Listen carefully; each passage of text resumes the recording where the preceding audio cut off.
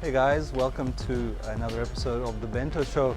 Today we're outside of the Bento&co shop in Kyoto and we're doing something special today. It's about the Gion Matsuri Festival. With me is Scott. Hello. Scott is actually joining the event, is that right? Yeah, that's right. Which event are you joining?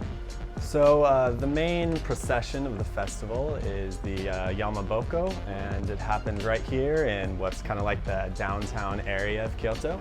And I'll be part of the international team pulling the first float in the procession, which is the Naginata Hoko float. Okay, and that's a big one. Yeah, it's a big one. I believe it's the tallest float in the parade. And that's what we're going to look at now. So you're going to like show us a bit of the construction, is that right? Yeah, we're going to take a look at it right now. It's actually being built over on Gion, one of the main streets here in Kyoto, and it's been built the same way for I think over 1,000 years. So we'll take a look at the process and see what we can find out. Okay, let's go.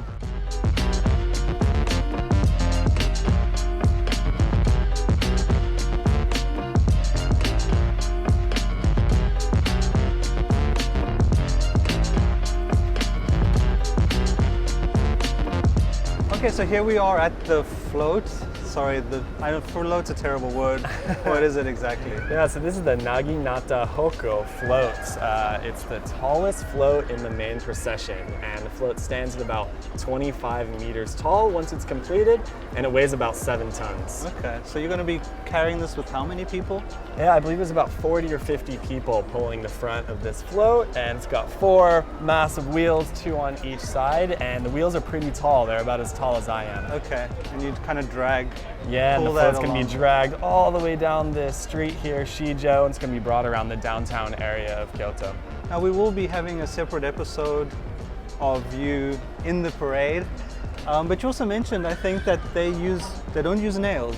Yeah, that's correct. So this float has more or less been built, I believe, the same way for over 1,000 years. And as you can see, there is a lot of rope used here, and that's because there are absolutely no nails used in this float.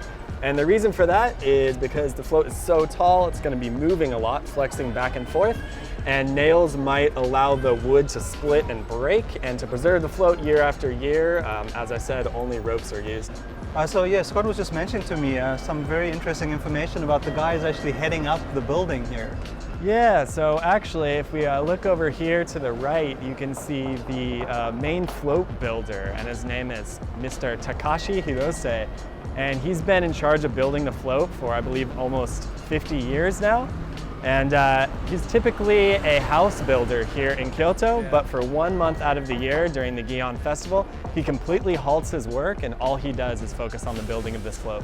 Also, the building where the float is housed, it's only for the float. That's correct. Yeah, we have some pretty prime property here on Gion, one of the main streets in Kyoto, and the main purpose of this bottom floor of this house is just to store the float for the entire year. Crazy. Okay, so Scott, thank you very much.